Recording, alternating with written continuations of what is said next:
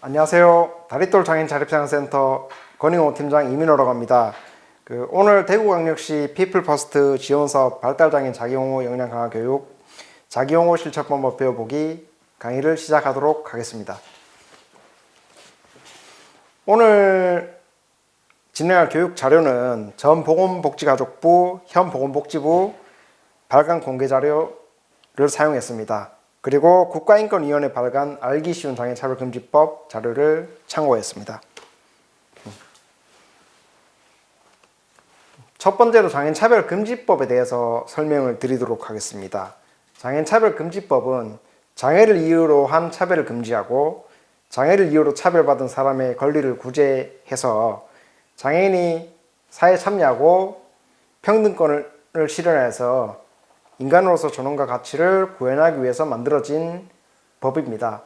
장애를 이유로 한 차별에 대해서 처벌만 하는 것이 아니라 그 차별을 뛰어넘어서 그 권리를 구제받을 수 있도록 하는 것이 이 법의 목적입니다. 이 법이 만들어진 배경에 대해서 좀 설명드리도록 할게요. 장애차별금지법이 만들어지기 전에 장애와 장애인에 대한 패러다임의 변화가 상당히 있었습니다.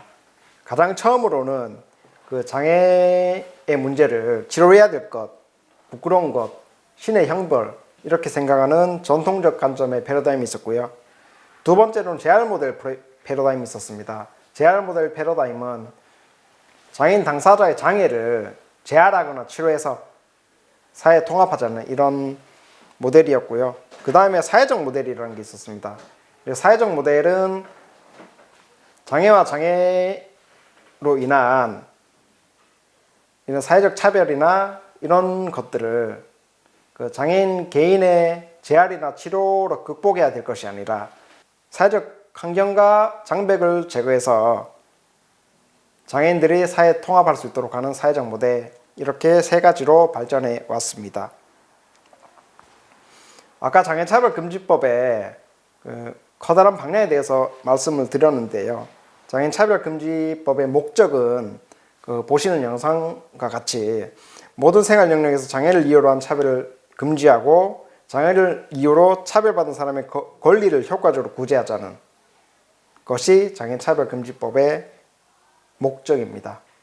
그러니까 장애인 당사자를 둘러싼 모든 생활 영역, 물건을 사거나 밥을 먹거나 일상생활을 만들어 나가는 모든 영역에 차별을 금지하자라는 게 이 차별금지법의 목적입니다.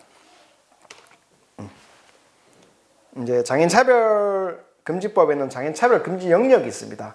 장애인차별금지 영역은 첫 번째로 고용은 여러분들이 아시다시피 일자리를 구하거나 일을 하거나 이런 모든 것들을 고용의 영역에 들어가게 됩니다. 그 다음에 교육, 학교에 입학하거나 졸업하거나 학교에서 생활을 하거나 학교에서 정당한 학습권을 보장받기 위한 것들이 교육에 해당됩니다. 그 다음에 재화와 용역 이용에 관한 것인데요. 재화 용역은 말 그대로 물건을 사거나 쉽게 말해서 핸드폰을 개통하거나 집을 계약하거나 그런 모든 가정의 것들을 재화 용역 제공 이용에 관한 영역에 해당됩니다. 그 다음에 사법행정 절차 및 서비스와 참정권. 발달장애인 여러분들도 이제 대통령 선거나 국회의원 선거에 참여하게 될 텐데요.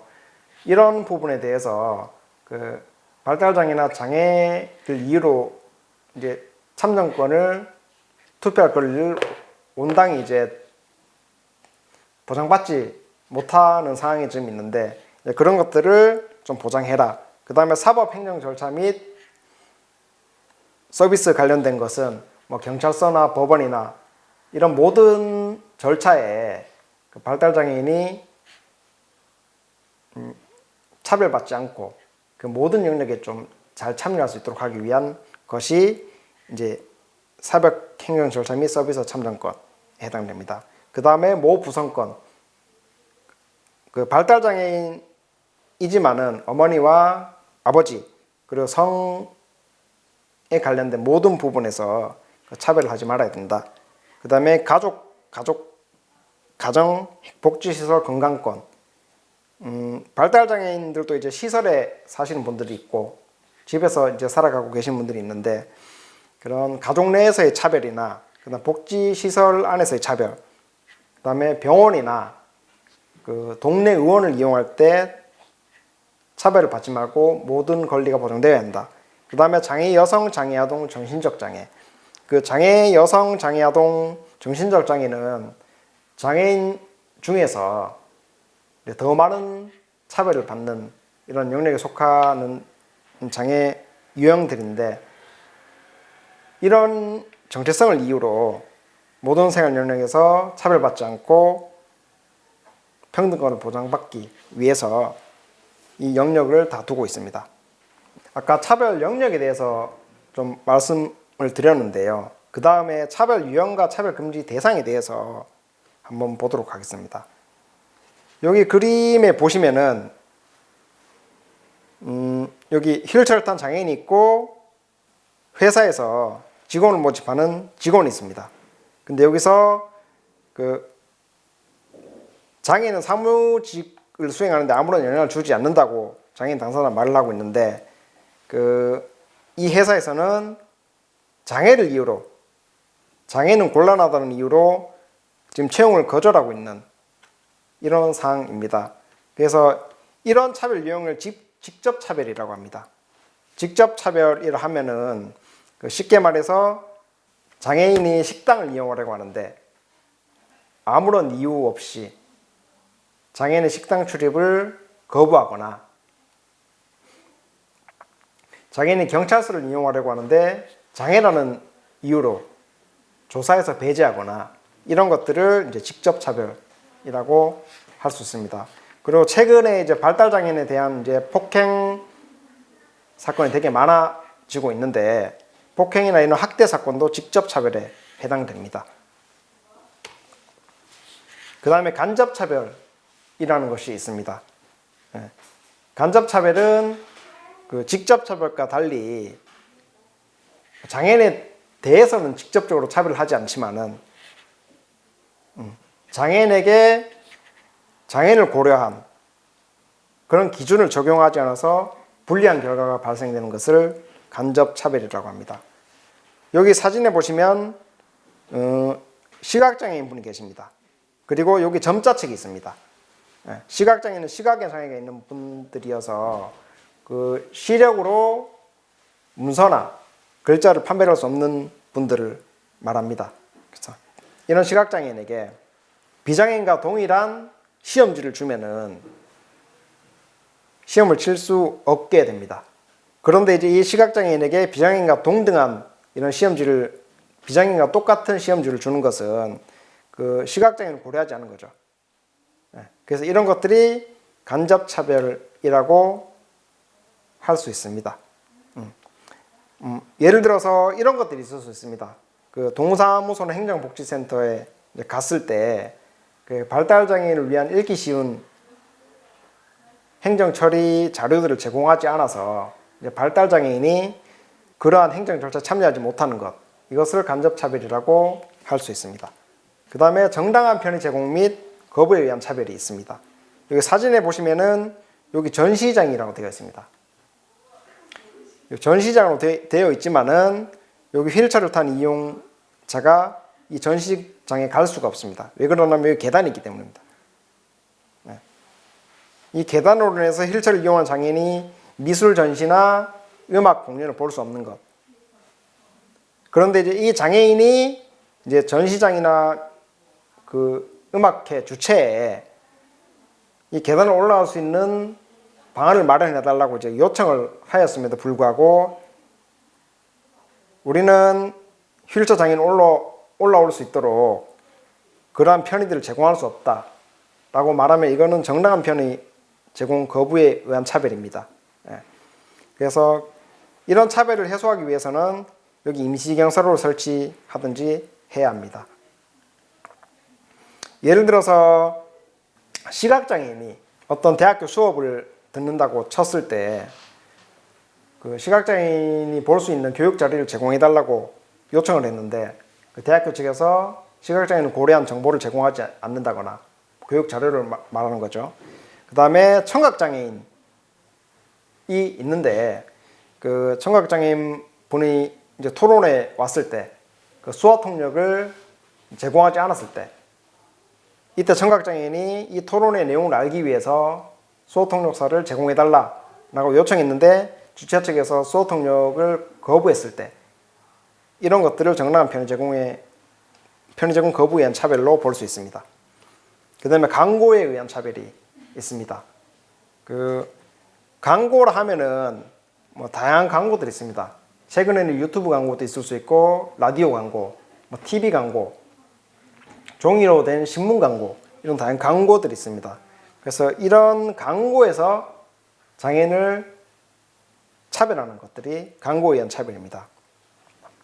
어떤 것들이 있냐면은 그 장애인 당사자가 나오는 광고에서 장애인을 불쌍하거나 도와줘야 될 대상으로 만든다거나 아니면 장애인에 대한 잘못된 용어들을 사용한다든가 장애인의 인권을 침해하는 그런 다양한 욕설이나 그런 용어들을 사용하는 것, 이런 광고에서 그런 용어들을 사용하는 것이 광고에 의한 차별로 볼 수 있습니다.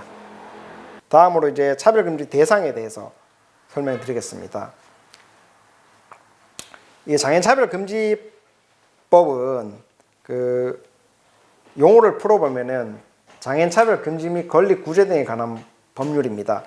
이게 어떤 거냐면은 장애인에 대한 차별, 아까 말씀드렸던 광고에 의한 차별이나 정당한 편의 제공 거부나 직접적인 차별, 간접적인 차별을 하지 마라 라는 게 하나 있고, 그 차별로 인해서 벌어지는 손해들,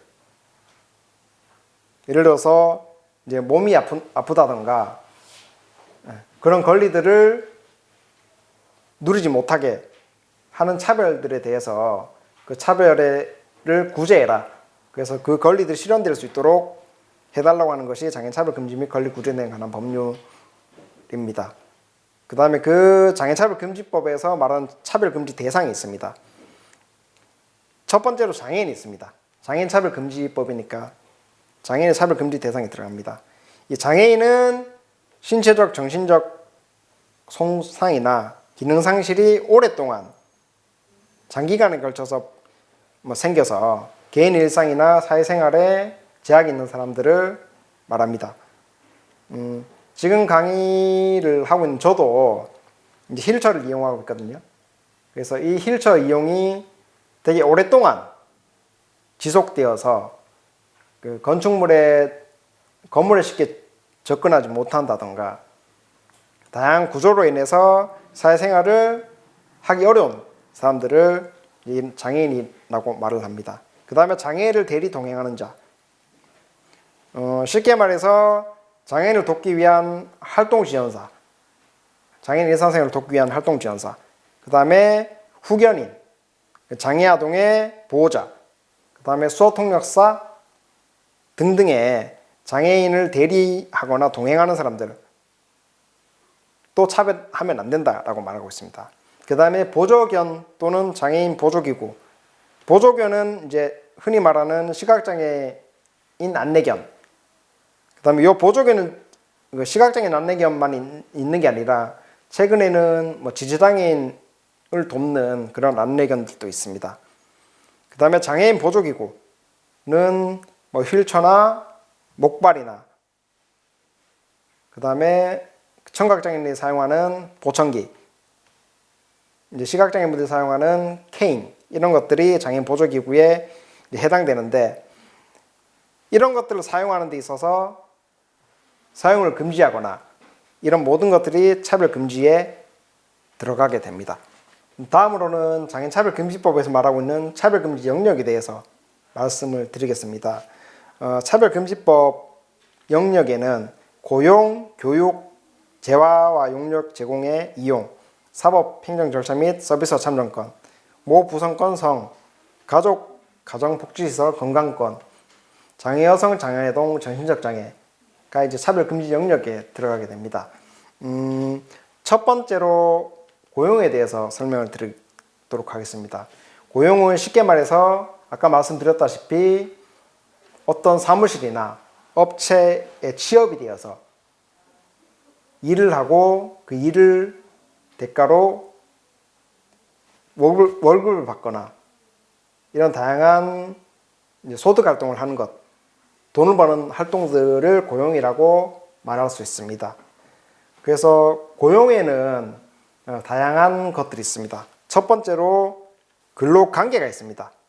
근로관계는 어떤 거냐면은 그 일자리에서 장애인을 뽑기 위해서 안내문을 내거나 그 다음에 그 안내문을 낸 뒤에 채용이 되어서 그 업체에서 일을 하거나 그 다음에 그 업체에서 월급을 받거나 그 다음에 승진이 되거나 이 모든 것들을 이제 근로관계라고 합니다. 업체 안에서 일어나는 모든 것들을 근로관계라고 하는데 여기서 차별을 해서는 안 된다라는 겁니다. 그 다음에 그 장애인을 채용할 때 그 장애를 이유로 장애인에 대한 의학적 검사를 하는 것을 금지하고 있습니다. 장애인에 대한 것을 확인하기 위해서 이런 의학적 검사들을 이제 요구할 때가 있는데 이거는 장애 여부 조사를 위한 의학적 검사이기 때문에 장애차별금지법에서 금지하고 있습니다. 그 다음에 그 장애인은 장애의 특성상 뭐 재활을 할 수도 있고 다양한 치료들을 할 수도 있습니다. 장애를 치료하기 위한 것이 아니라 장애로 인한 그 다양한 질환들, 예를 들어서 신장장애인들이 있을 수 있습니다. 신장장애인들은 이제 투석을 해야 되는 것들이 있습니다. 그런 투석을 하게 되면은 그 투석을 하고 아침에 근무 시간이 좀 늦을 수도 있고 빨리 퇴근해야 될 수도 있습니다. 그래서 이런 것들을 고려해서 시간을 변경하거나 조정할 수 있도록 해야 합니다. 그래서 이런 것들을 고려하지 않고 일괄적으로 같은 기준을 제시하는 것은 이제 금지하고 있습니다. 장애차별금지법에서. 그 다음에 지도자 매뉴얼, 그 다음에 참고 자료 변경, 시험 또는 평가 과정에서 이런 것들이 발달장애인도 이해할 수 있도록 읽기 쉬운 자료 같은 것들을 좀 제공해야 하는데 이런 것들에서 그런 고려가 없다면은 장애인은 고용 영역에서 차별을 당하게 됩니다. 그래서 이런 것들을 금지하고 있습니다. 그 다음에 시설 장비 설치 또는 개조, 이제 휠체어를 이용하는 사람들을 예로 좀 들어보면은 아까 그 공연장에 전시관에 계단이 있는데 임시 경사로를 설치하지 않거나 승강기나 리프트를 설치하지 않아서 갈 수 없게 되는 사진을 보셨을 겁니다. 이제 그렇듯이 예를 들어서 이제 대구 피부퍼스트가 있는 사무실을 예로 들면은 지금 여기는 승강기가 설치되어 있습니다. 예를 들어서 2층에 장애인 당사자가 이제 일을 하게 됐는데 승강기가 없었을 경우에는 2층까지 장애인 당사자가 올라와서 근무를 할 수 없습니다. 네. 그렇게 될 경우에 이제 승강기를 설치해야 하는데 승강기를 설치하지 않는 것도 이제 차별에 해당되고 이거는 금지를 하고 있는 상황입니다. 그 다음에 훈련에 있어 편의 제공이 있습니다. 이 훈련은 어떤 거냐면은 그 업체나 사무실에서 일을 하게 됐을 때 일을 하다 보면은 새로운 기술을 익히거나 새로운 정보들을 알아야 할 경우가 있습니다. 그래서 이런 전반에 대해서 편의를 제공하지 않았을 경우에도 이 장애차별금지법에서는 이것을 차별금지 영역으로 보고 있습니다. 그 다음에 장애인 보조기구의 설치 및 보조인 배치. 장애인 당사자들이 일할 때 장애인 근로지원인 제도라는 것이 있습니다. 그 다음에 그 다양한 보조기구, 아까 말씀드렸던 뭐 승강기나 뭐 높낮이 조절이 되는 책상 이런 것들을 설치하고 활용할 수 있도록 해야 되고 그런 것들에 대해서 보조인을 배치해야 된다라고 이제 되어 있고 이런 것들을 하지 않았을 때 이런 행위들을 차별로 보고 금지하고 있습니다. 그래서 여기 이제 맨 윗칸을 보시면은 그 사용자 이건 일을 하는 사람을 말합니다. 그 다음에 아까 말씀드렸던 근로관계 사업장에서 사람을 모집하거나 업체에서 일을 하거나 이런 모든 근로관계에서 장애인을 차별해서는 안 된다. 그 다음에 비장애인 근로자와 동등한 조건에서 일할 수 있도록 해야 한다라고 이제 명시하고 있습니다. 그리고 그 비장애인과 동등한 조건에서 일을 할 수 있도록 아까 말씀드렸던 승강기 설치나 경사로 설치나 높낮이 조절 책상 설치나 발달장애인분들 같은 경우에는 직무지도원이라는 게 있습니다. 일을 할 때 이 직무에 대해서 발달장애인 당사자가 잘 일을 할 수 있도록 지도하는 직무지도원이 있는데 이런 것들도 보조인 배치라고 이제 볼 수 있습니다. 그래서 이런 정당한 편의들이 제공되어야 된다는 것을 차별금지령의 고용 영역에서 말을 하고 있습니다. 그 다음에 말씀드린 영역은 교육 영역이 있습니다. 교육은 학교에 들어가거나 학교에서 공부를 하거나 졸업하거나 학교에서 소풍을 가거나 특별 활동을 하거나 이런 모든 과정에서 장애나 장애인 학생 참여자의 제한을 거부하거나 정당한 편의 제공을 해야 한다 라는 것을 교육 영역에 두고 있습니다. 교육에서는 특히 아까 고용 영역에서 말씀드렸다시피 모집 학교에서는 이제 입학이라는 것을 하게 됩니다. 입학 그 다음에 졸업 그 다음에 전학 강요 및 거부 금지 장애를 이유로 장애를 가지고 있다는 이유만으로 특수학교나 우리가 흔히 말하는 일반 학교에서 장애인은 우리 학교에 들어올 수 없다. 장애를 이유로 우리 학교에 들어올 수 없다라고 하는 것이 이제 요 교육 영역에서 말하는 거부 금지에 좀 해당되고 그 다음에 장애를 이유로 우리 학교에서 장애인 당사자는 공부할 수 없다. 다른 학교에 가서 공부해라. 이렇게 학교장이나 학교 관계자들이 그런 전학을 강요하거나 강제로 다른 학교로 보낼 수 없다. 이게 이제 교육 영역에서 말하는 큰 이제 금지 영역 중 이제 하나고, 그 다음엔 수업, 실험, 수학여행, 학교에서 이루어지는 모든 학교 생활에 관련된 것들에 대해서 차별을 할 수 없다. 참여하지 못하게 하거나 별도 공간에 두거나 아예 거부하거나 이런 것들을 할 수 없다고 이제 되어 있습니다. 여기 보면 이제 휠체어를 이용하는 학생이 있습니다. 어머니와 학생이 학교에 왔습니다. 근데 학교 관계자가 저희 학교는 편의시설이 설치되어 있지 않아서 힘들 것 같다. 다른 학교로 전학해라. 라고 이제 말하는 겁니다. 이제 저도 이제 장애인 당사자로서 예전에 이제 특수학교들이 이제 생겨날 즈음에 이제 일반 중학교에 다녔습니다. 그 일반 중학교에 다니는 과정에서 일반 중학교에서 이제 저와 저희 부모님에게 이제 일반 학교는 그 장애를 가진 저에게 맞지 않다. 그 특수학교로 이제 갈 것을 은근히 이제 압력을 넣거나 그런 주장을 하는 것. 이제 이런 상황들을 겪어봤기 때문에 이 영역이 얼마나 중요한지 알 수 있습니다. 교육 활동을 위한 장애학생 지원부서 또는 담당자를 지정해야 한다고 말하고 있습니다.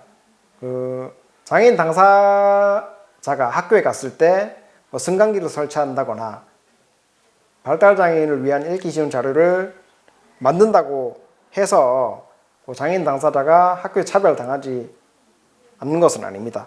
그래서 이런 모든 것들을 지원하기 위해서 그 장애학생 지원부서 그 대학교, 대구대학교나 유명 대학교들을 보면은 그 장애학생 지원센터가 있습니다. 이런 부서를 두고 그 담당자를 지정해서 장애인 당사자가 학교 안에서 모든 교육 활동에 참여할 수 있도록 지원하고 장애인 당사자가 필요한 것들을 서포트하는, 이제 도와주는 이런 부서를 지정해야 됩니다. 그 다음에 장애인 당사자가 이제 학교에 잘 갈 수 있도록 그 교통수단이나 그 이동 편의시설을 제공해야 합니다. 교육기관 내 이동시설이라면 학교 안에 이동시설을 말합니다. 통학은 이제 자기 집에서 학교가 멀리 떨어져 있을 때 이제 버스를 타고 이동해야 되는데, 그러한 교통수단을 제공하지 않아서 장애인 당사자가 학교에 오지 못하는 것을 막기 위해서 장애차별금지법에서 말을 하고 있습니다.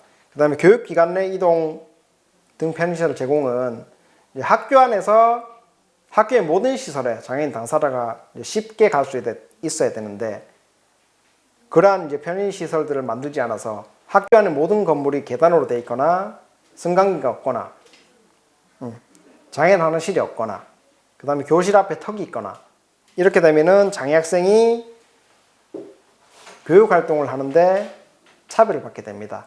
그래서 이런 차별을 금지하기 위해서 이런 것들을 명시하고 있습니다. 그 다음에 장애인 보조기구 비치 및 의사소통 제공을 하라고 이렇게 돼 있는데, 장애인 보조기구는 여러분들이 이제 고속도로 휴게소에 보면은 수동일처를 보관하고 있는 것을 볼 수 있습니다. 장애인 당사자가 휴게소를 잘 이용할 수 있도록 수동일처를 이용하라고 배치를 해두었는데, 이런 것들을 배치하거나 그 다음에 아까 말씀드렸던 높낮이 조절 책상, 그 다음에 시각장애인들이 언제든지 보조기구를 이용할 수 있도록 비치를 해야 되고 의사소통 수단을 제공해야 됩니다. 청각장애인 같은 경우에는 수업을 참여할 때 그 비장애인 강사가 강의 내용을 전달할 경우에 그 내용을 청각장애인 당사자는 이해할 수가 없는 상황입니다. 그래서 청각장애인들이 이런 수업 내용을 이해할 수 있도록 하기 위해서 수어 통역을 제공하거나 이런 다양한 것들을 제공해야 합니다. 그래서 다시 한 번 더 말씀드리자면은 교육 영역, 장애인이 학교에 들어가거나 다른 학교로 가는 것을 강요할 수 없다. 그 다음에 장애와 장애인이라는 이유로 그 학교에서 하는 모든 활동에 참여를 제한하거나 하지 말라고 하거나 라고 할 수 없다. 그리고 이러한 학교 활동을 잘 할 수 있도록 학교나 지자체나 국가는 이런 정당한 편의를 제공해야 한다 라고 장애차별금지법에 명시하고 있습니다. 앞서서 고용과 교육에 대한 차별금지에 대해서 이제 살펴봤는데요. 그 다음엔 재화와 용역 제공 및 이용 등이 있습니다. 이거는 이제 어떤 것들이 포함되냐면은 땅을 사거나 건물을 사거나 주택을 임대해서 입주를 하거나 돈을 빌리거나 카드를 발급받거나 보험을 가입하거나 하는 것에서 이제 차별을 금지해야 된다. 그 다음에 시설물 이용에 있어서 차별 금지. 아까 이거는 말씀드렸던 그 휠체어 이용자를 위해서 계단이 있을 경우에 경사로 설치해야 된다. 그 다음에 승강기를 설치해야 된다. 이런 것들이 시설물 이용에 있어서의 차별 금지입니다. 그 다음에 이동 및 교통수단 이용에 있어서 차별 금지. 이거는 버스를 타거나 기차를 이용하거나 다른 지역으로 이동하거나 배를 이용하거나 비행기를 타거나 하는 이런 모든 것에서 차별을 금지해야 된다라고 하고 있습니다. 그 다음에 재화 용역 제공 및 이용에서는 이제 아까 말씀드렸던 땅을 사거나 건물을 사거나 할 때 장애와 장애인이라는 이유로 거부하거나 제한하거나 하는 것들을 하지 마라 라고 되어 있습니다. 그 다음에 금전 대출, 이거는 이제 어떤 것이 있냐면은 임대주택을 얻거나 다른 이유로 은행이나 새마을금고나 이런 모든 곳에서 이제 돈을 빌릴 수가 있는데, 장애가 있다고 해서 이 대출을 하지 못하도록 하는 것은 이제 차별에 해당된다. 그 다음에 신용카드 발급, 이것은 어떤 것이냐면은 이제 실질적으로 이제 발달장애인 당사자분이 신용카드를 발급받으려고 했는데 발달장애인의 지적 능력이 떨어진다, 지능이 떨어진다 라고 이제 짐작을 해서 그 발급을 거부하는 것. 그 다음에 발달장애인 당사자가 직접 선택했는데 이 신용카드 발급을 직접 동의해서 하려고 했는데도 발달장애인의 의사가 없다 라고 생각을 하고 그 카드 발급을 하지 않는다던가 하는 것들이 이제 신용카드 발급이나 금전대출에 좀 해당이 됩니다. 그 다음에 재화와 서비스 이용은, 이건 재화는 쉽게 말해서 물건을 사거나 사람을 이용한 어떤 서비스를 받는 것. 그래서 제한, 배제, 분리 거부를 하면 안 된다. 이거는 어떤 거냐면은 제가 이제 겪었던 사례인데, 그 시내에 있는 식당을 이용하려고 이제 갔는데 이제 안에 자리가 있었어요. 근데 자리가 있었는데 제 휠체어와 제 장애를 보고 식당에 들어오지 못하게 한다던가. 그 다음에 물건을 사려고 했는데 물건을 팔지 않는다던가. 그 다음에 핸드폰을 개통하려고 갔는데 핸드폰 개통을 거부하거나 아니면 동의를 하지 않았는데도 핸드폰을 그 핸드폰 가게의 마음대로 2개를 개통한다던가, 이런 것들 재화와 서비스 이용의 제한, 배제, 분리 거부, 차별 금지에 해당이 됩니다. 그 다음에 아까 말씀드렸던 시각장애인 안내견이나 시각장애인 돕는 개, 그 다음에 휠체어 등이 이제 시설물, 학교나 관공서나 법원이나 경찰서나 버스나 지하철이나 비행기를 이용하는 것을 금지하거나 타지 못하게 한다던가 들어오지 못하게 한다던가 하는 것을 금지하고 있습니다. 그 다음에 이용을 하더라도 장애인이기 때문에 더 많은 돈을 달라고 하는 것은 하지 말라고 이제 이렇게 차별금지법에서 말을 하고 있습니다. 그 다음에 정보통신 및 의사소통에서의 차별금지 영역에 대해서 좀 말씀을 드리겠습니다. 여기 보면 공공기관이라고 되어 있습니다. 이 공공기관은 뭐 국회나 정부나 관청이나 주민센터나 이런 것들이 이제 공공기관에 해당이 됩니다. 그래서 공공기관에서 드러내는 전자정보라면은 인터넷 홈페이지나 페이스북 페이지나 그 다음에 비전자 정보, 이건 어떤 거냐면은 인쇄되는 것들 같은 것들이 이제 비전자 정보에 이제 해당이 됩니다. 그래서 이런 것들에 대해서 장애인 접근성을 보장해야 된다라고 말을 하고 있습니다. 이제 특히 이제 중요한 것은 이제 행사를 진행하는 단체에서 7일 전에 장애인이 이러이러한 자료들을 요청하면은 그 편의를 제공해야 됩니다. 정부에서 토론회를 진행할 경우에 그 청각장애인 당사자가 이 토론회 내용을 알고 싶어서 이 단체에 수어통역을 요청할 경우에는 이 수어통역을 지원해야 됩니다. 수어통역 외에도 자막이나 이런 것들을 이제 요구할 수 있습니다. 여기 좀 해당될 수 있는 것은 아까 말씀드렸던 그 발달장애인 참정권에 대해서 말씀을 드렸는데, 그 2년 전쯤에 피플 퍼스트에서 장애인 당사자가 발달장애 당사자가 투표에 참여하기 쉽도록 하기 위해서 투표 용지에 후보의 사진과 이름을 그리고 정당의 기호와 이름을 이제 동시에 넣어달라고 이제 이렇게 요구했던 것들이 있는데 이런 것들이 정보통신의 의사소통에 해당될 수 있습니다. 방송사업자는 쉽게 말해서 SBS나 MBC나 KBS 우리가 자주 보는 공영방송들을 이제 방송사업자라고 할 수 있는데 이 방송사업자는 그 방송의 내용을 청각장애인들이 볼 수 있도록 자막을 제공해야 되고 수화를 제공해야 되고 화면 해설 등을 제공해야 됩니다.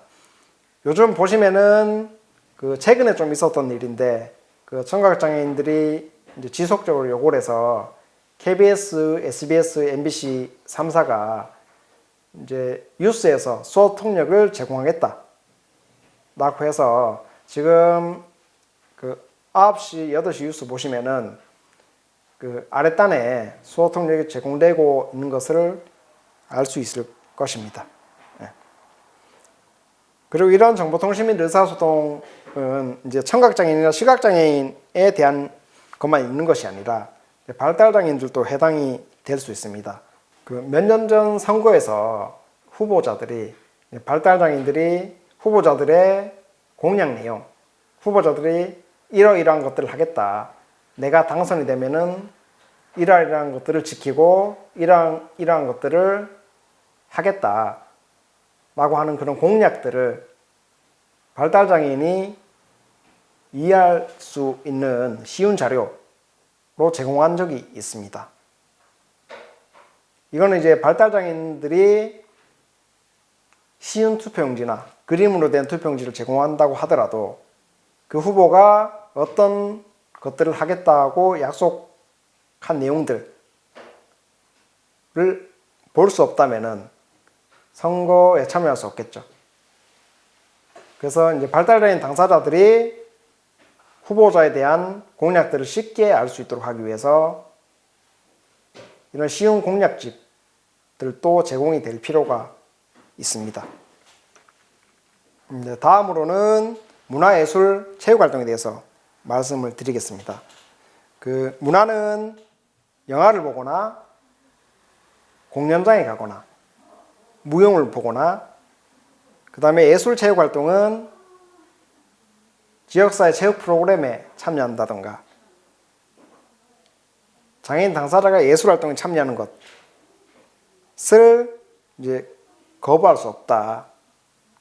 여기 보시면은 장애인 보조기구 보조견 문화예술 체육시설 이용 및 참여를 제한 거부하거나 차별해서는 안 된다. 이것들은 이제 장애에 대한 이야기죠. 이러한 것들을 이유로 문화예술 체육시설 이용에 참여를 제한하거나 거부해서는 안 된다. 이건 실제로 대구에서도 있었던 일이에요. 대구 지역에 많은 문화시설이나 체육시설들이 있습니다. 그래서 여기 이제 발달장애인이 이 프로그램에 참여를 했는데 발달장애라는 이유만으로 그 프로그램을 이용하지 못하게 하는 일이 있었습니다. 그래서 결국 이런 내용들을 좀 근거로 해서 그 시설에 요구를 했고 시설에서 그 부분에 대해서 사과도 진행하고 다시 프로그램에 참여할 수 있도록 한 사례가 좀 있었습니다. 이제 이 내용을 보시는 이제 발달장애 당사자분들도 이런 문화나 예술이나 체육 활동에 차별이 있을 경우에는 이런 것들을 뒤에도 말씀드리겠다시피 그 국가인권위원회나 권익위원회, 국민신문고 등에 진정을 좀 제기할 수 있습니다.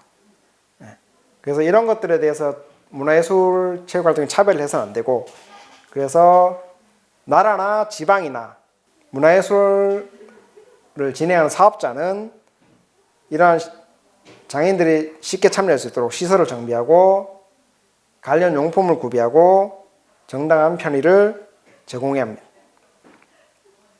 문화예술 활동의 차별금지 안에는 그 문화예술 시설에 들어가는 문, 그 다음에 장애나는실, 관람석, 그 다음에 체육활동 보조 인력, 점자 안내 책자나 보청기 등을 제공해야 합니다. 그 다음에 체육활동의 차별금지는 아까 대구 사례를 말씀드렸다시피 그 장애인 성별이나 유형 정도를 이유로 그 프로그램을 참여하지 못하도록 하는 것이 아니라 그것들을 고려해서 운영해야 된다. 그 장애인에 맞춘 프로그램을 운영해야 된다라는 것이 있고, 그 다음에 장애인의 체육활동을 위한 시설이나 기구를 배치하고 장애인이 그런 프로그램에 잘 참여할 수 있도록 지도하는, 아까 고용연령에서 말씀드린 직무지도원처럼 이런 체육활동에 잘 참여할 수 있도록 지도사를 양성하고 지원해야 된다. 그 다음에 이런 프로그램들을 잘 설명할 수 있는 자료들도 제공해야 된다. 라는 말씀을 드리고 싶습니다. 그 다음에 말씀드린 차별금지 영역은 사법, 행정 절차 및 서비스 참정권입니다. 사법은 어떤 거냐면은 경찰서에 가거나, 예를 들어서 발달장애인 당사자가 어떤 사람을 신고하거나, 아니 발달장애인 당사자가 가해자가 되어서 경찰서에 갔을 때 그 모든 영역에서 적절한 서비스를 제공해야 된다. 그 다음 행정 절차는 어떤 것이냐면은 동사무소에 가서 인감증명서를 발급받거나, 아니 본인의 재산을 신고하거나, 활동지원 서비스를 받는다던가, 사회 서비스를 신청한다던가, 이런 모든 절차에 대해서 정당한 서비스를 제공해야 된다. 그 다음에 앞서서 의사소통에서 말씀드렸다시피 참정권, 장애인도 국민에 걸린 참정권을 쉽게 말해서 자신이 원하는 후보를 뽑는데, 그 다음에 자신이 원하는 정당을 뽑는데 어려움이 없어야 된다 라는 것을 말하고 있습니다. 그 다음에 사법행정 절차에서는 그 발달장애인 당사자가 경찰이나 법원에 갈 수 있습니다. 이제 그럴 경우에 발달장애인 당사자나 장애인이 그 자신의 진술을 잘할 수 있도록 다양한 서비스를 제공받아야 됩니다. 거기서는 이제 진술 조력인이라고 장애인이 자신의 관련된 사항을 또는 사건에 관련된 것들을 잘 진술할 수 있도록 그런 것들을 지원하는 사람이 있어야 된다. 그리고 그런 것들을 요구했을 때 사법행정기관은 이런 것들을 충분히 제공해야 된다 라는 것입니다. 교정이나 구금시설은 어떤 곳이냐면 흔히 말하는 이제 교도소를 말합니다. 그래서 이런 교도소에서도 장애인을 고려한 편의시설이나 다양한 서비스들이 제공되어야 된다. 구청이나 법원이나 이런 곳을 가게 되면 다양한 신청 서류들이 있습니다. 내가 이런 서비스를 받고 싶어요. 그래서 이 서비스를 신청한다라는 것들 상당히 많이 작성해야 되는데, 그래서 이런 것들도 장애인 당사자가 그 내용을 정확하게 알 수 있고 쉽게 작성할 수 있는 서비스를 지원하거나 이런 서식들을 마련해야 합니다. 그 다음에 참정권은 아까도 말씀드렸다시피 그 피플 퍼스트에서 요구했었던 읽기 쉬운, 알기 쉬운 투표 용지를 만들어야 됩니다. 그 다음에 장애인 당사자들이 투표에 잘 참여할 수 있도록 투표를 보조하는 사람도 지원이 돼야 됩니다. 그 다음에 가장 중요한 것은 아까 말씀드렸던 그 선거 공보물이 있는데요. 각 후보들이 내가 이런 것을 하겠다, 그리고 이러한 약속들을 지키겠다라고 하는 것들을 그 장애인 당사자가 이해하기 쉽도록 제작해서 제공을 해야 되고, 시각장애인은 점자로 된 공보물을 제공해야 합니다. 그래서 이런 것들을 이 사법행정 절차 및 서비스 참정권에서 다 이제 포괄해서 차별을 하지 마라라고 말을 하고 있습니다. 이제 다음은 이제 중요한 모부선권 성 등에 대한 이제 차별 금지 영역에 대해서 말씀을 드리겠습니다.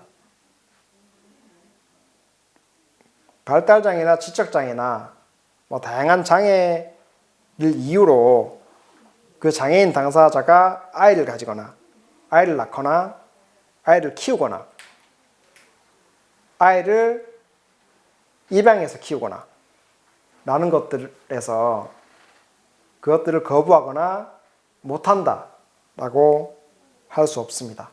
그 다음에 모든 장애인이 자신의 성을 선택하고 자신의 성생활을 선택하고 표현하고 향유하고 하는 결정권이 보장돼야 됩니다.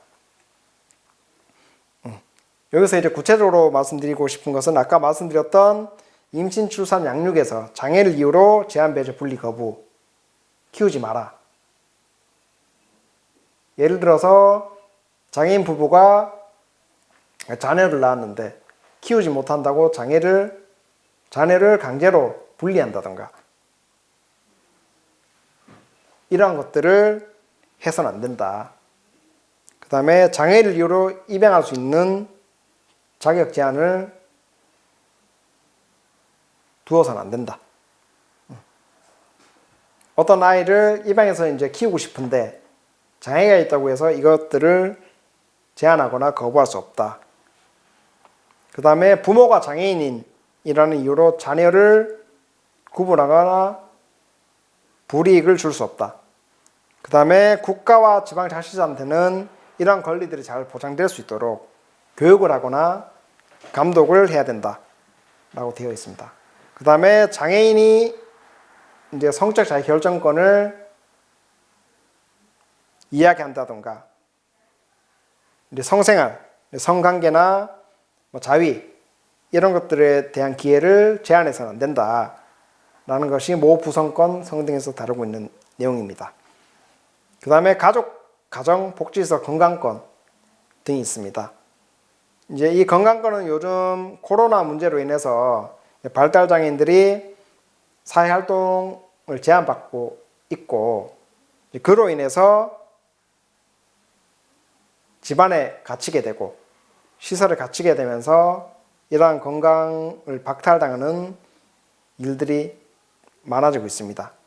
그래서 이 가족, 가정, 복지시설, 건강권 등에서는 장애인이 교육받을 권리, 장애인의 재산권, 장애인이 가지고 있는 돈이나 이런 모든 것들에 대해서 장애인을 차별해서는 안 된다. 그 다음에 의료기관의 의료인은 장애를 이유로 진료 거부를 해서는 안 된다. 그 다음에 장애인은 모든 폭력이나 괴롭힘, 모욕이나 학대에서 보호되어야 한다고 말하고 있습니다. 그래서 이제 가족 안에서는 그 장애를 이유로 가족 행사에 오지 말라고 한다던가 예를 들어서 가족 안에서 이제 결혼식을 진행하게 되는데 나의 형이나 형제가 결혼을 하게 됐는데 장애인에게 결혼식 오지 마라 아니면 장례식에 오지 마라라고 할 수 없다는 것이 여기서 말하는 이제 차별 금지입니다. 그 다음에 복지시설은 우리가 말하는 시설이나 복지관, 장애인 당사를 이용하는 시설들에서 이제 차별을 해서는 안 된다. 그 다음에 건강권은 장애인 당사자가 병원에 가서 치료를 받거나 진료를 받거나 건강검진을 받거나 이런 모든 과정에서 차별을 받아서는 안 된다 라고 하고 있습니다. 그래서 이 복지시설 같은 경우에는 발달장애인 당사자를 대상으로 한 그런 다양한 폭력 사건들이 지금 최근에 많이 일어나고 있습니다. 그래서 이런 것들을 해서는 안 된다 라고 하고 있습니다. 그 장애를 이유로 발달장애인 가족을 학대한다던가 가족 행사에 오지 못하게 한다던가 하는 차별을 금지해야 된다고 말하고 있습니다. 이 복지시설 같은 경우에는 장애인 당사자의 사진을 찍어서 함부로 외부에 공개하거나 장애인 당사자 동의 없이 외부에 공개해서는 안 된다라고 하고 있습니다. 그다음에 장애 여성, 장애 아동, 정신적 장애에 대한 차별 금지를 좀 말씀드리고자 하는데, 아까 말씀드렸다시피 장애 여성, 장애 아동, 정신적 장애는 장애만이 아니라 여성이라는 이유, 그래 어리다는 이유, 정신적 능력이 떨어진다라는 이유를 대면서 벌어지는 다양한 차별에 대해서 이제 금지를 하는 것이고, 장애 여성은 아까 말씀드렸던 교육, 고용, 모성권, 직업교육 모든 영역에서 장애 여성을 이유로 불이익을 주거나 차별해서는 안 된다라는 것입니다. 그 다음에 장애 여성, 특히 지적장애인 여성에 대해서는 성추행을 하거나 성폭력을 하거나 이런 내용들을 뉴스나 기사를 통해서 많이 봤을 것입니다. 그래서 이런 예방교육을 진행해야 되고, 이런 예방교육에서 발달된 당사자를 제외시켜서는 안 된다. 장애가 있기 때문에 이런 교육 받을 수 없어 라고 할 수 없고, 이런 교육들을 받을 수 있도록 해야 된다. 국가와 지방자치단체는 모든 가정에서 장애 여성을 이제 고려해야 된다. 이제 장애인 여성 중에서도 그 아이를 가진 장애 여성이 일을 하는 경우가 있습니다. 이럴 경우에 그런 장애 여성의 자녀가 우선적으로 이제 입소할 수 있도록 지원해야 되고, 그 다음에 수유 지원, 젖을 먹을 수 있는 공간을 보장해야 된다. 그리고 기저귀를 가는 공간도 보장해야 된다. 그 다음에 의사소통 방식도 지원을 해야 된다 라고 이제 되어 있습니다. 아까 말씀드렸던 모든 영역에서 장애 아동에 대한 차별을 금지해야 된다. 그 다음에 지금 우리나라는 의무교육이라는 것이 있습니다. 그래서 이 의무교육에서 제외시켜서는 안 된다. 장애를 가진 아동이라고 해서 초등이나 중등 교육에서 배제해서는 안 된다. 이런 의무교육 받지 마라고 이제 할 수 없다라는 것입니다. 그 다음에 장애 아동에 대해서 이제 건강보호나 이런 재활 서비스 등을 제공받을 기회를 박탈해서는 안 된다. 오히려 더 많은 기회를 제공해야 된다라고 하고 있습니다. 그 다음에 장애인 아동을 버리거나 때리거나 일을 시키거나 함부로 대하는 것들을 이제 할 수 이제 없고, 장애 아동이 원하지 않는 되게 심한 재활 치료나 훈련을 금지하도록 하고 있습니다. 그 다음에 국가 지방자치단체는 이러한 것들이 잘 불안될 수 있도록 장애 아동 성별 유형을 고려해서 지원해야 된다라고 하고 있습니다. 그 다음에 정신적 장애에 대해서 말씀드리겠습니다. 이제 정신적 장애는 지적 발달 장애나 정신적 장애인을 부당하게 대우하거나 불이익을 주지 마라 라고 하고 있습니다. 그리고 국가와 지방자치단체는 이런 인권 발달 장애인, 지적 이런 정신적 장애인들이 인권 침해를 받지 않도록 교육하고 홍보해야 된다라고 하고 있습니다.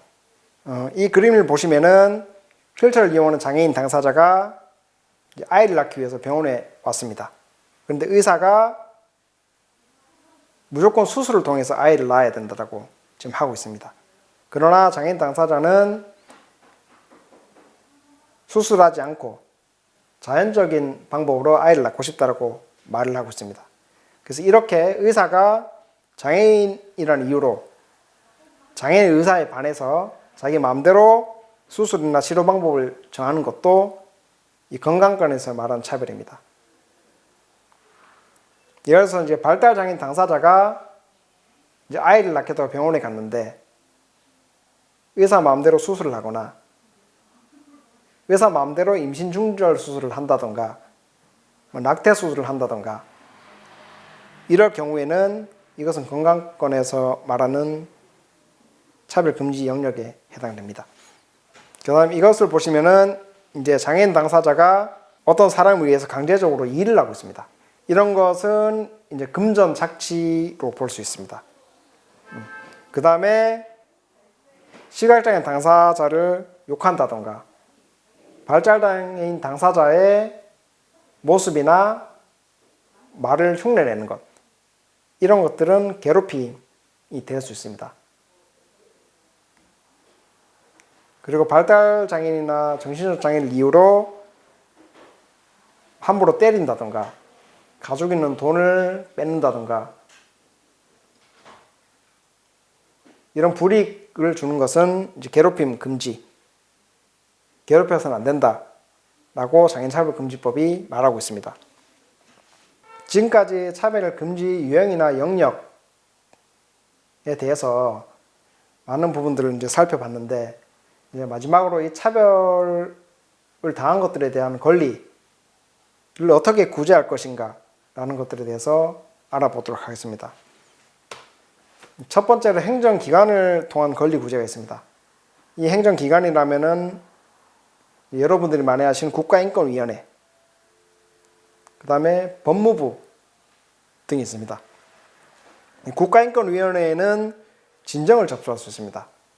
진정 접수는 그 대구 국가인권사무소에 전화를 한다든가 아니면 1331 번호로 전화를 걸어서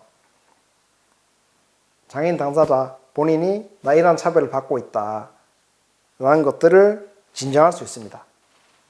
그리고 이 진정은 국가인권위원회 홈페이지를 통해서도 할 수 있습니다.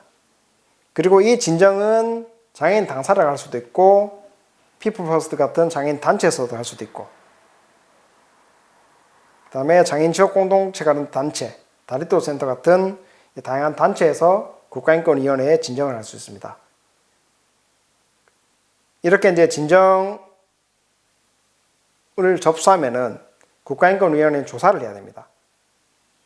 그래서 조사를 해서 그 결정을 하게 됩니다. 국가인권위원회가 이것은 차별이다, 아니다 라는 것을 결정해서 이제 그 피진정인에게 시정을 권고합니다.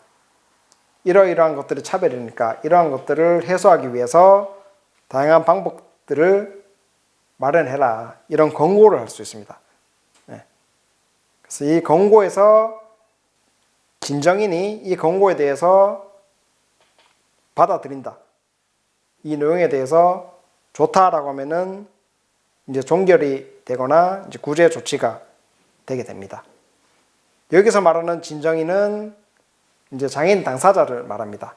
나 이런 차별 당했어라고 말하는 장애인 당사자가 진정인. 그 다음에 피진정인은 이런 차별을 했다고 하는 사람, 장애인을 괴롭힌 사람을 이제 피진정인이라고 할 수 있습니다.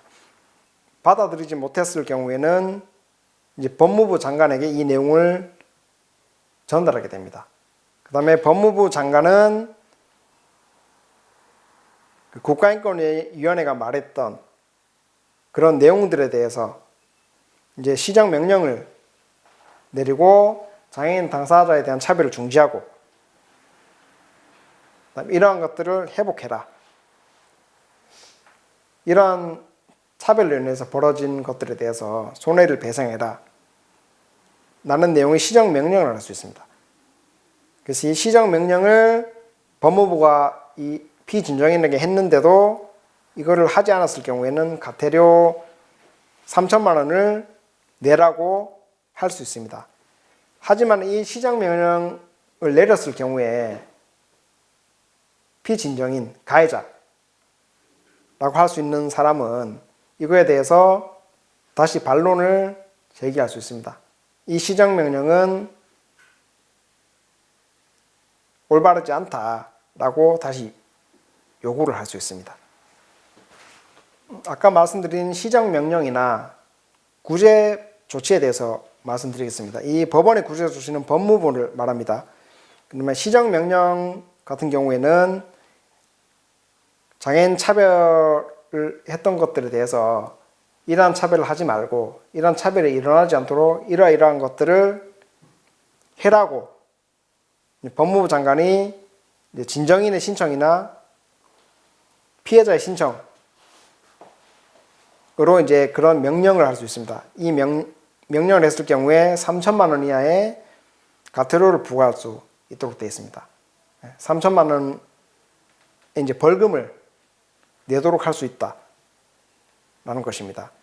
다만 지금 현재는 피해자가 많은 차별 행위거나 차별이 반복되거나 일부러 시정명령이나 권고를 불이행할 때 이 3천만 원 이하의 과태료를 부과할 수 있고, 지금 현재 이 시정명령이 받아들인 것은 한 건에서 두 건밖에 되지 않습니다. 그래서 이 시정명령을 받기 위해서는 상당히 많은 요건들을 갖춰야 된다. 상당히 많은 조건들이 있어야지 이 시정명령을 내릴 수 있습니다. 그 다음 법원의 구제 조치가 있습니다.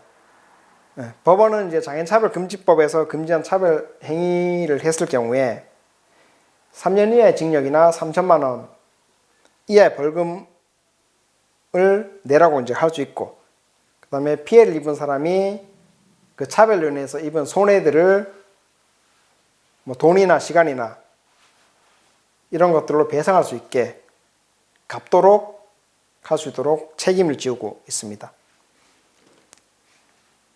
그 다음에 진정 접수 방법은 아까 전화로도 가능하고 이메일로도 가능하고 홈페이지에서도 이제 가능하다고 하는데, 그 전화는 아까 말씀드렸다시피 국번호치 12331로 전화하거나, 여기는 서울의 전화번호입니다.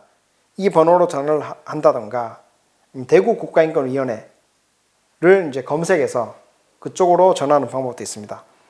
홈페이지는 이렇게 갔습니다. 홈페이지는 네이버나 구글에 국가인권위원회라고 치면은 나옵니다. 이메일은 아까 진정 접수하는 방법에 대해서 전화로도 가능하고 홈페이지로도 가능하고 이메일로도 가능하다고 말씀드렸는데, 직접 찾아가서 하는 것도 가능합니다. 지금 대구의 국가인권위원회는 시내에 우리들 병원이라는 그 건물 15층에 위치해 있습니다. 이 인권위원회는 국채보상기념공원 바로 옆에 있는데, 거기 15층에 직접 찾아가서 내가 이러한 차별을 당하고 있고 이러한 차별을 벗어나고 싶고 이러한 차별이 일어나지 않도록 이런 조치를 해달라고 직접 가서도 진정할 수 있습니다. 권리구제는 민사소송이나 형사소송을 통한 권리구제도 있습니다. 이제 민사소송이나 형사소송은 변호사나 법원, 검찰청을 통해서 이런 인권 침해나 차별을 해소해달라고 하고, 이런 차별로 인해 이제 침해된 권리를 구제해달라고 할 수 있는 것입니다. 그 다음에 국민신문고가 있습니다. 국민신문고는 이제 정부 합동민원센터를 통해서 이제 상담 서비스를 제공하고 있는데, 여기서는 대면 상담.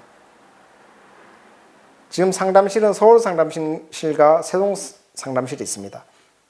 그런데 이제 이 상담실을 직접 가지 않고 온라인으로도 상담을 할 수 있습니다. 아까 말씀드렸다시피 국가인권위원회 홈페이지에서 진정을 접수할 수 있듯이 자기가 겪고 있는 어려움이나 괴로운 것들을 이 국민신문고라고 이제 검색해서 그 홈페이지에 들어가서 상담을 할 수도 있습니다. 그 다음에 영상 상담도 가능합니다. 그 다음에 전화 상담은 국민콜 110으로 연락을 드리면은 이제 상담사와 전문 상담관 통해서 전화로 상담을 할 수 있습니다. 그 다음에 합동 상담이 있습니다. 합동 상담은 공무원 전문 상담위원 함께 이제 하는 상담 등이 있습니다. 그리고 이 모든 상담을 예약을 할 수 있습니다. 국민권익위원회 홈페이지 고충민원 방문상담 예약 코너를 통해서 조사관과 상담을 예약할 수 있습니다. 이제 최근 몇 년에 생긴 장애인권익 기관이라는 곳이 있습니다. 물론 대구 지역에도 있습니다. 서울 지역에도 있고요. 그래서 이 장애인권익 기관에는 장애인이 받고 있는 학대, 차별 중에서도 학대가 있습니다. 학대는 신체적으로 때리거나 돈을 빼앗거나 발달장애인의 양육을 책임지지 않는다던가 이런 것들을 이제 학대라고 할 수 있습니다. 그래서 이런 학대가 의심되었거나 본인이 학대를 받고 있다고 생각이 될 경우에는 그 1644-8295로 전화하면은 언제든지 전화할 수 있습니다. 이거는 언제든지 전화할 수 있습니다. 발달장애인 당사자도 전화할 수 있고 그 모든 사람이 이제 전화를 할 수 있습니다. 예. 방법은 이 장애인 권익擁호 기관도 이제 전화로도 가능하고 온라인, 팩스나 우편으로도 이제 전부 다 가능합니다. 그래서 이 전화번호로 전화를 하면은 더 자세한 내용들을 알 수 있습니다. 그리고 이제 신고자에 대한 이제 불이익을 줄 수 없도록 하고 있습니다. 뭐 신고를 한 장애인 당사자나 사회복지기관 종사자나 불이익을 줄 수 없다. 이게 어떤 말이냐면은 그 장애인 학대를 본 사회복지기관 종사자가 장애인 권익擁호 기관에 신고를 했을 경우에 왜 신고했냐고 월급을 주지 않는다던가 해고를 시킨다던가 집단적으로 왕따를 시킨다던가 이렇게 할 수 없다라는 것입니다. 그 다음에 신고 의무자는 이 발달장애인의 학대를 발견했을 때 무조건 신고해야 되는 사람입니다. 그거를 보고도 신고하지 않았을 경우에는 벌금에 관한 처벌을 받을 수 있습니다. 이 신고 의무자에는 누가 있냐? 사회복지 종사자가 있습니다. 사회복지 시설이나 활동지원기관, 정신건강복지센터, 장기요양기관 등의 종사자, 그 다음에 사회복지 전담 공무원, 구청이나 시장의 사회복지 전담 공무원이 있습니다. 이러한 사람들은 장애인 학대를 발견했을 때 반드시 신고해야 됩니다. 그 다음에 의료인이 있습니다. 의료인은 병원의 의사, 병원의 장비를 운영하는 의료기사, 그 다음에 119 구급대원, 응급구조사 등은 이 장애인 학대를 발견했을 때 신고해야 됩니다. 그 다음에 교육기관 종사자, 이 교육기관은 어린이집 교사, 유치원 교사, 초등학교, 중학교, 고등학교, 교사, 교직원, 학원 강사 등은 장애인 학대를 봤을 때, 목격했을 때 바로 신고해야 됩니다. 그 다음에 각종 상담소, 보호기관 및 종사자, 뭐 성폭력, 성매매 피해 상담소라든지 가정폭력 다문화 상담소, 한부모 청소년 상담소 또는 이제 보호기관 종사자들은 반드시 장애인 학대를 발견했을 때 신고를 해야 합니다. 이 긴 시간 교육 듣는다고 많이 고생하셨습니다. 감사합니다. 혹시나 궁금한 점이 있으시면은 피플퍼스트 문윤경 활동가나 지원자 선생님에게 물어보면은 제가 언제든지 답변해 드리도록 하겠습니다. 감사합니다.